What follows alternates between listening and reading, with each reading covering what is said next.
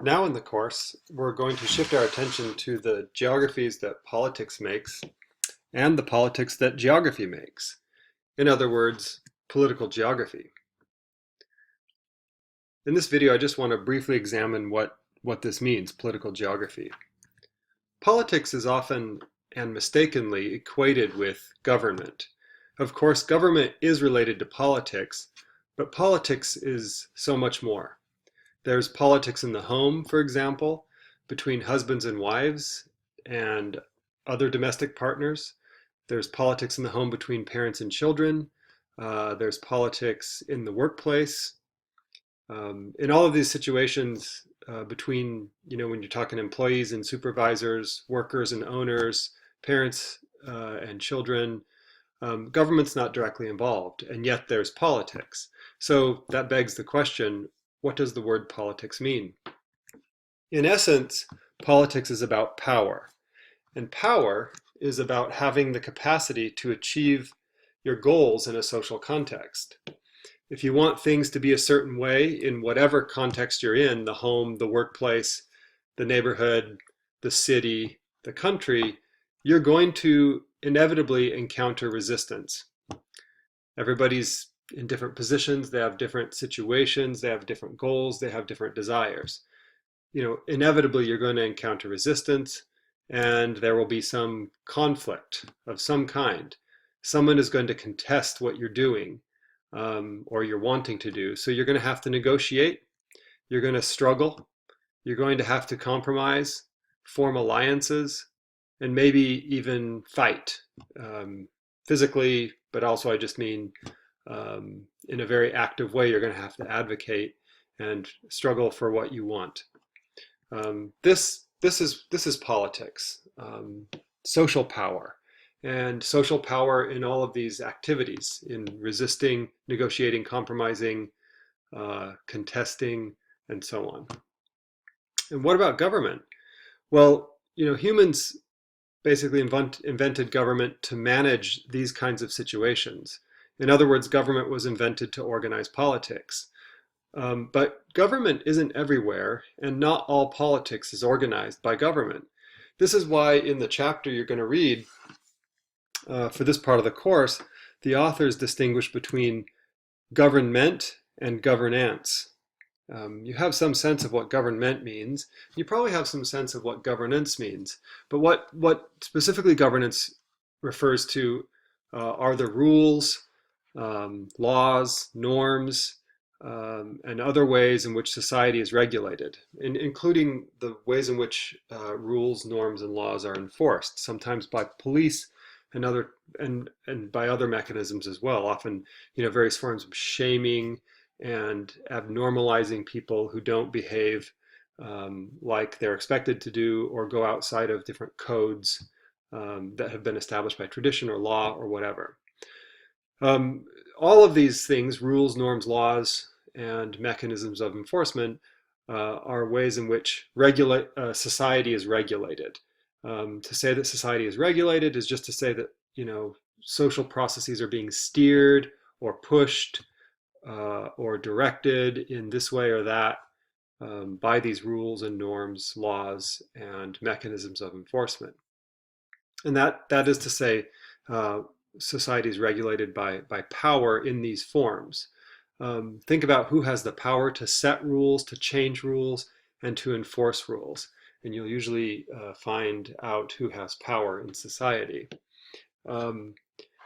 So, obviously government has this power, but so do corporations. So does your boss in the workplace, right? Can establish new rules. You might disagree with them. Some rules your boss can't set, right? The government kind of intervenes in the workplace, and there's other things that other ways in which the government doesn't. Same with the household. How are rules set and how are they enforced? Anyway, so we can think about governance occurring through a variety of institutions and in a variety of different contexts. Governments, corporations, parents, employers, these all govern. And they're not all the same thing as government. So that was just a long way of trying to get you to think beyond government when you think about politics. but instead think about governance. All societies that are stable and successful have to be regulated in some way or another, and that regulation is sometimes carried out in various ways by government, and in other instances it's not. Um, the market governs a lot of our lives, for example, and so does tradition and other things. Anyway, so as you go through this course, think about who makes rules, who enforces rules, and how that both reflects power and how it's very empowering for those who can. And think about borders, for example. Think about who's allowed to intervene in other countries' sovereign space, and who's not allowed to do it. Those kinds of things. Okay, so what about the geography and political geography? So we've talked about politics and power, governance. What about political geography?